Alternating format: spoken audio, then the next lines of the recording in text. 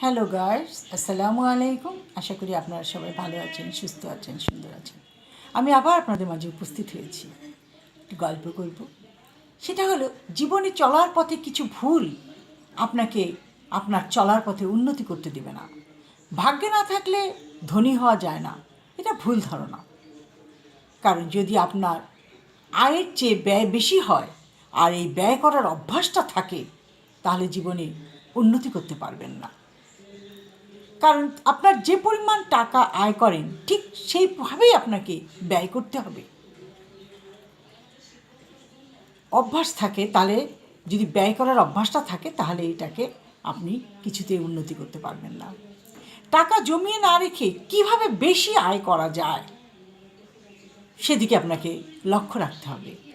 টাকাটা জমিয়ে রাখলাম কিন্তু কাজে খাটালাম না, তাহলে চলবে না। কারণ বসে খেলে রাজকোষ নাকি শূন্য হয়ে যায়। পরিশ্রম করার সাথে সাথে বেশি বুদ্ধি খাটাতে হবে। বেশিরভাগ লোক মাসে টাকা হিসাব করে, কিন্তু যারা ধনী তারা কি করে, পরিশ্রম করতে চায় টাকার উপর। কী পরিমাণ টাকা পাবে, এইটুকু পরিশ্রম করলে কতটুকু টাকা পাবে সেইটুকুই তাদের টার্গেট। বেশিরভাগ উপার্জনের উপায় হলো কাজের মানে কাজটাকে ভালো ব্যবহার করা, কাজে যে সময়টা লাগবে সেই সময়ের সদ্ব্যবহার করা, কাজটাকে ভালোবাসা, ভালোভাবে কাজটাকে ধরে রাখা। আপনি যদি সফল হতে চান তবে কাজকে ভালোবাসতে হবে। এই পরিশ্রমগুলো কাজে লাগালে জীবনে সফলতা পাবেন, তা না হলে জীবনটা অতিষ্ঠ হয়ে উঠবে।